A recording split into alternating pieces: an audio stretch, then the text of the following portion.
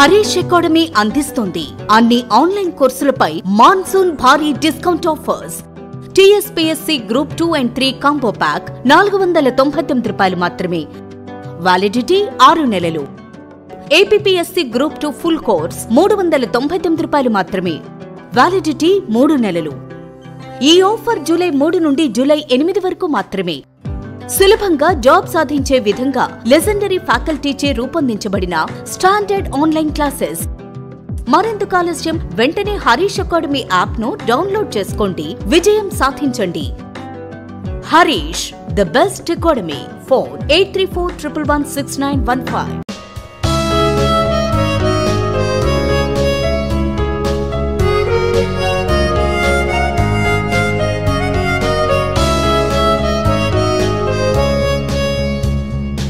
Harish, the best academy.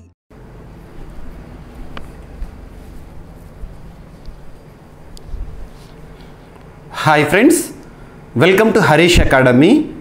ఈరోజు వార్తలు నిలిచిన జాతీయ, అంతర్జాతీయ, రాష్ట్రీయ అంశాల గురించి, వార్తలు నిలిచిన వ్యక్తులు, అవార్డులు, పుస్తకాలు, మరి క్రీడా సంబంధిత సమాచారం, ఒక్కొక్క అంశాన్ని వివరంగా తెలుసుకుందాం. ఈరోజు మన ఫస్ట్ టాపిక్ వచ్చేసి ఇటీవల కాలంలో లాస్ట్ 1 yearలో వార్తలు నిలిచిన, రెగ్యులర్గా రిపీటెడ్గా వార్తలు నిలిచిన అంశాలపైన పోటీ పరీక్షలకు ప్రిపేర్ అవుతున్న ప్రతి ఒక్క అభ్యర్థి ప్రత్యేక శ్రద్ధను చూపండి.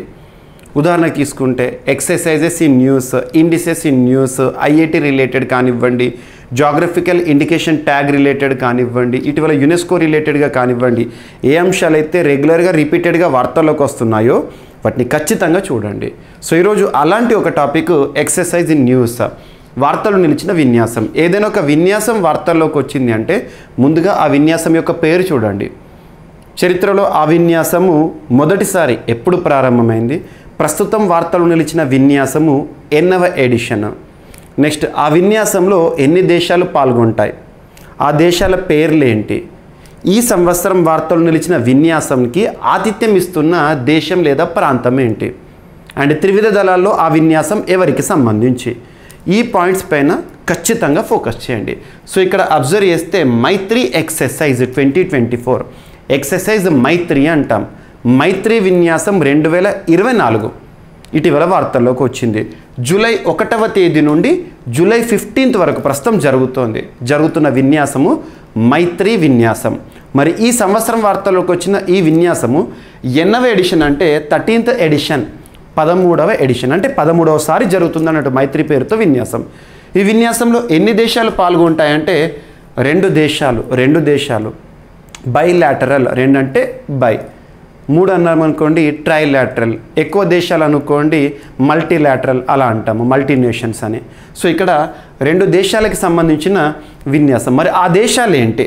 ఇండియా, థాయిలాండ్, భారతదేశము, థాయిలాండ్. ఈ 2 దేశాలకి సంబంధించి త్రివిధ దళాల్లో ఒకటైన ఏంటి మిలిటరీ సంయుక్త సైనిక విన్యాసం పేరే మైత్రి విన్యాసం, ఎక్సర్సైజ్ మైత్రి. ఇటీవల వార్తల్లోకి వచ్చింది. మరి దీనికి ఆతిథ్యం ఇస్తున్న ప్రాంతం ఏంటంటే ఈ సంవత్సరం 13th ఎడిషన్కి థాయిలాండ్ ఆతిథ్యం ఇస్తుంది. సో థాయిలాండ్లో ఇటీవల ప్రారంభమైన విన్యాసము. మరి చరిత్రలో మొదటిసారి మైత్రి పేరుతో ఈ 2 దేశాల మధ్య సంయుక్త సైనిక విన్యాసము ఏ సంవత్సరంలో ప్రారంభమైంది అని ఎగ్జామినేషన్ పాయింట్ ఆఫ్ వ్యూ అడగవచ్చు. 2006. So that's enough. సో ఈ విధంగా వార్తలు నిలుస్తున్న విన్యాసాలు ఏవైతే ఉంటాయో వాటి పేరుని కానివ్వండి, ఈ పాయింట్స్ అరౌండ్ ఒక 7 to 8 పాయింట్స్ ఉంటాయి, వాటిని ఖచ్చితంగా చూడాలి. అలా ఒక్కొక్క టాపిక్ని ఆ టాపిక్లో భాగంగా ఏమేమి అబ్జర్వ్ చేయాలో నేర్చుకుంటే మనకి ఏ టాపిక్ అయినా సులభంగా అర్థమవుతుంది. ఓకేనా? సో గుర్తుపెట్టుకోండి. అండ్ నెక్స్ట్, మానవ మెదడు కణాలతో నియంత్రించబడే ఒక రోబో ప్రపంచంలో, ముఖ్యంగా ప్రస్తుతం ప్రపంచాన్ని నడిపిస్తోంది కృత్రిమ మేధ, ఆర్టిఫిషియల్ ఇంటెలిజెన్స్. అటువంటి కృత్రిమ మేధ కంటే కూడా తెలివైన మానవ మెదడు కణాలతో పనిచేసే ఒక రోబోను చైనా శాస్త్రవేత్తలు తయారు చేయడం జరిగింది. సింగిల్ లైన్లో ఇదంతా గుర్తుంచుకోండి నేను చెప్పింది. సో ఇక్కడ అబ్జర్వ్ చేస్తే మానవ మేధస్సుతో కృత్రిమ మేధ పోటీ పడగలదా అనే చర్చలు జరుగుతున్న ఈ సమయంలో, సో ప్రస్తుతం మనం చూస్తున్నాం artificial intelligence versus human brain, ఇలా ఇటువంటి సమయంలో ఒక కాంపిటీషన్ నడుస్తుంది. వేళ చైనాకు చెందిన శాస్త్రవేత్తలు జీవశాస్త్రానికి సాంకేతికతను జోడించి, అంటే బయాలజీ విత్ టెక్నాలజీ జోడించి సరికొత్త సంచలనానికి తెరతీశారు. తైంజిన్ యూనివర్సిటీకి చెందిన శాస్త్రవేత్తలు మానవ మెదడు కణాలను ఉపయోగించి ఒక హ్యూమనాయిడ్ రోబోను తయారు చేశారు. మూల కణాలతో ఈ హ్యూమనాయిడ్ రోబోను అభివృద్ధి చేశారంట. గుర్తుపెట్టుకోండి. సో ఎగ్జామినేషన్ పాయింట్ ఆఫ్ వ్యూలో అడగవచ్చు. డైరెక్ట్ హెడ్డింగ్ చూడండి.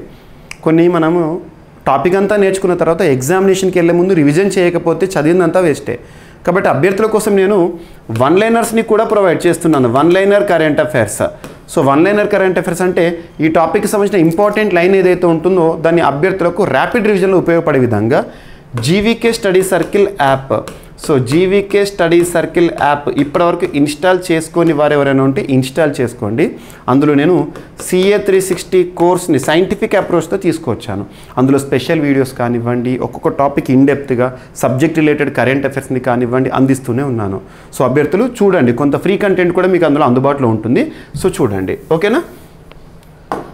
అండ్ నెక్స్ట్ వచ్చేసి సోడా ప్యాకేజ్డ్ జ్యూస్ తయారీలో వాటిని వాడొద్దు అని రంగు రుచి కోసం వాడే అడిటివ్స్ ఏవైతే వాటిపై అమెరికా నిషేధం. ఇది అమెరికాకు సంబంధించిందే కాదు, ప్రస్తుతం ప్రపంచంలో ఇటువంటి నిషేధాలు చాలా విషయాలు జరుగుతున్నాయి. అంతెందుకు భారతదేశం విషయానికి వస్తే పీచు మిఠాయిలు ఉంటాయి కదా, మనం పీచు మిఠాయి ఏదైతే ఉంటుందో అందులో వాడే కృత్రిమ రంగు ఏదైతే ఉంటుందో దాని కారణంగా అది కార్సినోజెనిక్ అని చెప్పేసేసి రోడమైన్ బిని దృష్టిలో ఉంచుకొని దాన్ని దృష్టిలో ఉంచుకొని చాలా రాష్ట్ర ప్రభుత్వాలు పీచు మిఠాయి పైన ఆ కృత్రిమ రంగులను కలపడం విషయంలో నిషేధాన్ని విధించాయి. రీసెంట్గా కూడా కర్ణాటక రాష్ట్ర ప్రభుత్వము ప్రత్యేకంగా మనము ఏవైతే ఉంటాయో గ్రిల్డ్ చికెన్ లాంటివి కానివ్వండి, కబాబ్స్ కానివ్వండి, జ్యూసెస్ కానివ్వండి, వాటిలో వాడే ఆర్టిఫిషియల్ కలర్స్ ఏవైతే ఉంటాయో, కృత్రిమ రంగులు ఏవైతే ఉంటాయో అందులో కూడా కార్సినోజెనిక్ ఏజెంట్స్ ఉంటాయని చెప్పేసి నిషేధాన్ని విధించడం జరిగింది. సో ఇలా ప్రపంచవ్యాప్తంగా కూడా కొంత అవేర్నెస్ వస్తుంది. సో టేస్ట్ కంటే కూడా హెల్త్ ఇంపార్టెంట్ అని చెప్పేసి అందులో భాగంగా అమెరికా కూడా ఒక దృష్టి కేంద్రీకరించింది. ఇందులో భాగంగా చూడండి, రంగు రుచి నిల్వ సామర్థ్యాన్ని పెంచే రసాయనాల్ని సోడా ఎనర్జీ డ్రింక్స్ ప్యాకేజ్డ్ జ్యూస్లలో వాడటాన్ని అమెరికా నిషేధించింది. వీటితో గుండెపోటు, జ్ఞాపకశక్తి కోల్పోవటం వంటి తీవ్రమైన ఆరోగ్య సమస్యలు తలెత్తుతాయని ఆ దేశంలోని ఫుడ్ అండ్ డ్రగ్ అడ్మినిస్ట్రేషన్ పేర్కొంది, FDA. ఆహార పదార్థాల తయారీలో వాడే ఫుడ్ అడిటివ్స్ ఆరోగ్యానికి హాని చేస్తాయని ఇందులో చెప్పడం జరుగుతోంది. బ్రోమినేటెడ్ వెజిటబుల్ ఆయిల్ ఆరోగ్యానికి ఎంత ప్రమాదకరమో ఉదాహరించింది. ఓకేనా.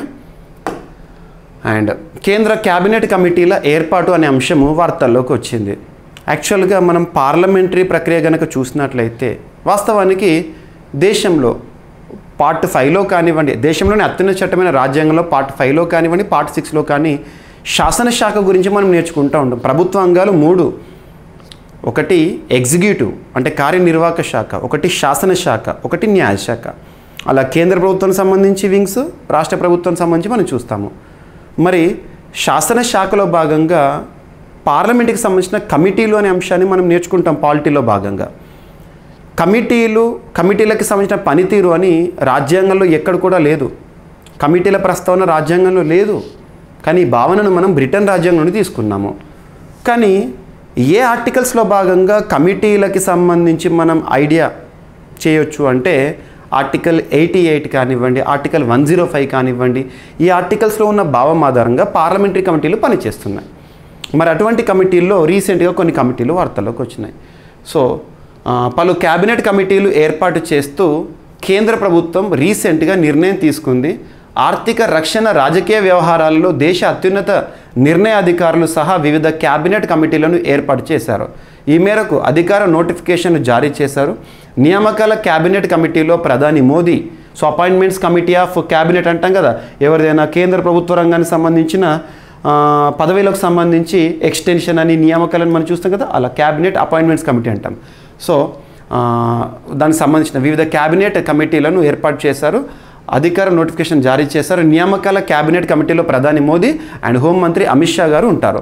అలాగే భద్రతా వ్యవహారాలు, నేషనల్ సెక్యూరిటీ సంబంధించి కమిటీలో ప్రధాని మోదీ సహా రక్షణ మంత్రి రాజ్నాథ్ సింగ్, హోంమంత్రి అమిత్ షా, ఆర్థిక మంత్రి నిర్మలా సీతారామన్, విదేశాంగ శాఖ మంత్రి జయశంకర్ గారు ఉంటారు. కేంద్ర క్యాబినెట్ కమిటీ సభ్యులుగా తెలుగు మంత్రులు కిషన్ రెడ్డి గారు, కింజారపు రామ్మోహన్ నాయుడు గారులకు స్థానం లభించింది. పార్లమెంటరీ రాజకీయ వ్యవహారాల కమిటీలలో రామ్మోహన్ నాయుడుకు చోటు దక్కగా రాజకీయ వ్యవహారాల కమిటీ సభ్యులుగా రామ్మోహన్ నాయుడుతో పాటు కిషన్ రెడ్డికి స్థానం లభించింది. గుర్తుంచుకోండి. అండ్ జార్ఖండ్ సీఎంగా మరొకసారి హేమంత్ సోరెన్ వార్తల్లోకి వచ్చారు. యాక్చువల్గా లాస్ట్ కొన్ని నెలల కింద మనీ లాండరింగ్ కింద జార్ఖండ్ రాష్ట్ర ముఖ్యమంత్రిగా విధులు నిర్వర్తిస్తున్న జార్ఖండ్ ముక్తి మోర్చాకి సంబంధించిన నాయకుడు హేమంత్ సోరెన్ అరెస్ట్ చేయబడ్డారు. అలా జైల్లో ఉన్నారు ఇన్ని నెలల పాటు. మరి ఈ సమయంలో రాష్ట్రంలో ముఖ్యమంత్రిగా అదే పార్టీకి సంబంధించి హేమంత్ సోరెన్కి సన్నిహితుడైన చంపై సోరెన్ విధులు నిర్వర్తించారు ముఖ్యమంత్రిగా. సో ఇటీవల హేమంత్ సోరెన్ జైలు నుండి విడుదల కావడము, మరొకసారి ముఖ్యమంత్రిగా నియమితులు అవ్వడము ఇవి చూస్తున్నాం. సో ఇక్కడ మనం లింక్ చేసుకోవాల్సింది ఏంటంటే రాజ్యాంగం, దేశంలోనే అత్యున్నత చట్టమైన రాజ్యాంగంలో పార్ట్ 6లో భాగంగా ఆర్టికల్ 164ని లింక్ చేసుకోండి. ఆర్టికల్ 164 క్లాస్ 1 అందులో జార్ఖండ్ రాష్ట్రం కూడా ఉంటుంది. గవర్నర్ వాళ్ళ రాష్ట్రానికి సంబంధించి గిరిజన సంక్షేమ మంత్రిని కూడా నియమిస్తారని ఇటువంటివి మీరు చూస్తూ ఉంటారు. సో ఇక్కడ ఆర్టికల్ 164 ఆధారంగా రాష్ట్ర ముఖ్యమంత్రిని రాష్ట్ర గవర్నర్ నియమిస్తారు. సో ఇక్కడ గుర్తుపెట్టుకోండి, ఓకేనా.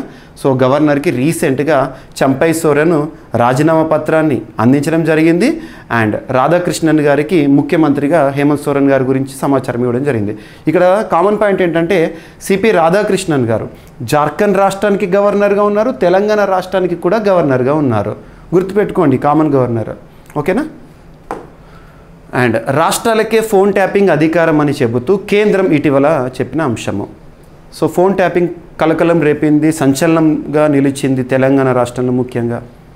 సో ఫోన్ ట్యాపింగ్కు ఆదేశించే అధికారము రాష్ట్ర ప్రభుత్వాలకే ఉందని కేంద్ర ప్రభుత్వం హైకోర్టుకు నివేదించింది. ఇది పూర్తిగా రాష్ట్రాల పరిధిలోని అంశం. మనకు షెడ్యూల్ 7 ఆఫ్ ఇండియన్ కాన్స్టిట్యూషన్ అంటే రాష్ట్రాల అంశం అంటే చెప్తున్నా, ఇది అక్కడ ఉంటుందని కాదు. అధికారాల విభజన గురించి మనం షెడ్యూల్ 7లో చూస్తాము. మరియు ఆర్టికల్ 246లో భాగంగా 246 క్లాస్ 1 కేంద్ర జాబితాని, 246 క్లాస్ 2 ఉమ్మడి జాబితాని, 246 క్లాస్ 3 రాష్ట్ర జాబితాని, వీటి గురించి మనం చూస్తూ ఉంటాము. సో ఇక్కడ చూస్తే రాష్ట్రానికి సంబంధించిన పరిధి అని, రాష్ట్రంలో ఫోన్ల ట్యాపింగ్ జరిగిందని హైకోర్టు న్యాయమూర్తి ఫోన్ కూడా ట్యాపింగ్ జరిగిందంటూ పత్రికలో వచ్చిన వార్తలను హైకోర్టు సుమోటో పిటిషన్గా పరిగణించింది. దీనిపై రీసెంట్గా ప్రధాన న్యాయమూర్తి జస్టిస్ అలోక్ అరాదే, జస్టిస్ వినోద్ కుమార్తో కూడిన ధర్మాసనం విచారణకు చేపట్టింది. ఈ వ్యవహారంలో రాష్ట్ర ప్రభుత్వం కౌంటర్ పిటిషన్ దాఖలు చేసింది. అయితే ఆ కాపీ ప్రతి కోర్టు ఫైల్లో లేకపోవడంతో విచారణకు ఈ నెలకు వాయిదా వేసింది. గుర్తుంచుకోండి. సో రాష్ట్రానికి సంబంధించిన అంశమే ఫోన్ ట్యాపింగ్ రిలేటెడ్గా ఆదేశాలు ఇచ్చే అంశం అని చెప్పేసి కేంద్ర ప్రభుత్వం కోర్టుకు నివేదించిందంట. అండ్ 10 లక్షల కోట్లకు దేశీయ ఆహార మార్కెట్, భారతదేశ ఫుడ్ మార్కెట్ వాల్యూ అనేది, విలువ అనేది 10 లక్షల కోట్లకు చేరుతుందట అంచనా. ఇప్పటివరకు 2030 వరకు. ఇటీవల కొన్ని ప్రైవేట్ సంస్థలు సంయుక్తంగా చేసిన సర్వేలో నివేదిక అనేది వార్తల్లోకి వచ్చింది. దేశీయ ఆహార సేవల పరిశ్రమ అంచనాలకు మించి రాణిస్తున్నది. 2030 నాటికి ఈ రంగం 10 లక్షల కోట్లకు చేరుకుంటుందని బెయిన్ అండ్ కంపెనీ, స్విగ్గీ సంయుక్తంగా హౌ ఇండియా ఈట్స్ పేరుతో విడుదల చేసిన నివేదికలో వెల్లడించారు. అలాగే కస్టమర్లు 45 కోట్లకు చేరుకోనున్నట్లు తెలిపారు. ప్రస్తుతం 5.5 లక్షల కోట్ల స్థాయిలో మన దేశీయ ఫుడ్ మార్కెట్ అనేది ఉంది. వచ్చే 5 ఏళ్లలో ప్రతి ఏటా 10 నుండి 12% మధ్యలో వృద్ధిని నమోదు చేసుకుంటుందన్న సర్వే 2030 నాటికి 9 లక్షల కోట్ల నుంచి 10 లక్షల కోట్లకు చేరుకుంటుందని వెల్లడించింది. ఆన్లైన్ ఫుడ్ డెలివరీ విభాగం ప్రతి ఏటా 18% వృద్ధిని నమోదు చేసుకునుందంట. 2023లో 12% ఉన్న వినిమయం 2030 నాటికి 30% చేరుకుంటుందని అంచనా. భారత్లో కంటే చైనాలో 4 రెట్లు అత్యధికంగా రెస్టారెంట్లు ఉన్నాయంట. సో ఈ గణాంకాలు చూడండి. అండ్ నెక్స్ట్ ఇండియా ఏఐ, భారతదేశానికి సంబంధించిన ఆర్టిఫిషియల్ ఇంటెలిజెన్స్ రిలేటెడ్ వర్డ్ గుర్తుంచుకోండి. రీసెంట్గా గ్రూప్ 1 ఎగ్జామినేషన్లో టీఎస్పీఎస్సీ వారు నిర్వహించిన జూన్ 9, 2024 రోజున నిర్వహించిన ఎగ్జామినేషన్లో ఈ వర్డ్ పైన క్వశ్చన్ వచ్చింది, మీకు గుర్తుండే ఉంటుంది.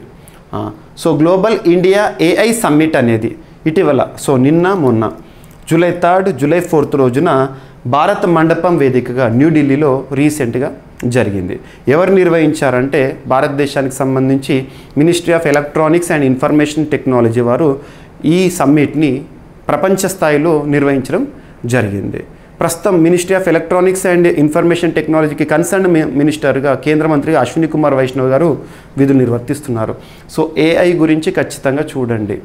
ఇటీవల ఏఐ ప్రస్తుతం ప్రపంచాన్ని నడిపిస్తోంది. ఏఐకి సంబంధించి బ్లెచ్లీ డిక్లరేషన్ పైన క్వశ్చన్ రావచ్చు. బ్లెచ్లీ డిక్లరేషన్ కానివ్వండి, ఇటీవల ఏఐ రిలేటెడ్గా కొన్ని ఇన్నోవేషన్ చూస్తున్నాము.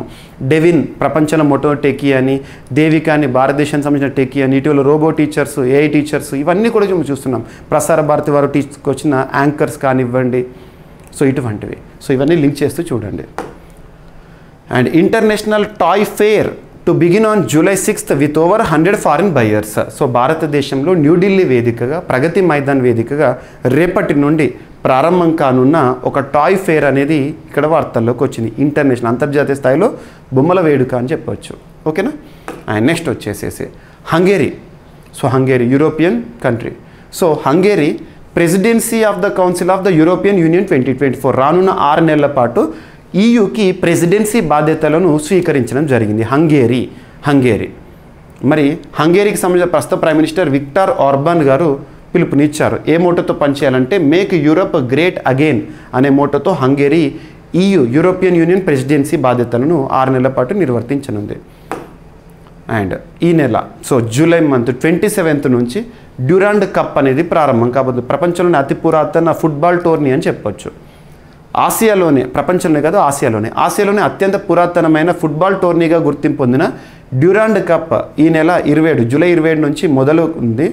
133వ ఎడిషన్ జరుగుతున్న ఈ ప్రతిష్టాత్మక టోర్నీని జూలై 27 నుంచి ఆగస్టు 31 దాకా నిర్వహించనున్నట్లు నిర్వాహకులు తెలిపారు. 24 జట్లు పాల్గొననున్నాయంట. గుర్తుంచుకోండి, భారత వేదికగా. సో డ్యూరాండ్ కప్ దేనికి సంబంధించి ప్రత్యేకత ఏంటని అడగవచ్చు. సో ఈరోజు వార్తలు నిలిచిన అంశాలను ర్యాపిడ్గా చూస్తే మైత్రి ఎక్సర్సైజ్ 2024 అండ్ మానవ మెదడు కణాలతో నియంత్రించబడే ఒక రోబో చైనా శాస్త్రవేత్తల సృష్టి అండ్ సోడా ప్యాకేజ్డ్ జ్యూస్ తయారీలో వాటిని వాడొద్దని అమెరికా అడిటివ్స్ పైన FDA వారిచ్చిన ఆదేశాలు, కేంద్ర కేబినెట్ కమిటీల ఏర్పాటు అనే అంశము అండ్ జార్ఖండ్ సీఎంగా మళ్ళీ హేమంత్ సోరెన్ గారు చంపై సోరెన్ గారి స్థానంలో అండ్ రాష్ట్రాలకే ఫోన్ ట్యాపింగ్ అధికారం ఉంటుందని కేంద్రం హైకోర్టుకు చెప్పిన అంశము, 10 లక్షల కోట్లకు 2030 నాటికి దేశీయ ఆహారం మార్కెట్ చేరుతుందని అంచనా and global India AI summit 2 రోజుల పాటు న్యూఢిల్లీలో జరిగింది. ఇంటర్నేషనల్ టాయ్ ఫేర్ రేపటి నుండి ప్రారంభం కానుంది అండ్ హంగేరీ EU ప్రెసిడెన్సీ అనే అంశము అండ్ జూలై 27th నుంచి ప్రారంభం కానున్న డ్యూరాండ్ కప్. సో ఇవి ఫ్రెండ్స్ ఈరోజు వార్తలు నిలిచిన అంశాలు. మిస్లేనియస్ అంశాలు ఏమైనా ఉంటే రేపటి క్లాస్లో జోడించి మరొకసారి నేర్చుకుందాం. రేపు కలుద్దాం. Thank you.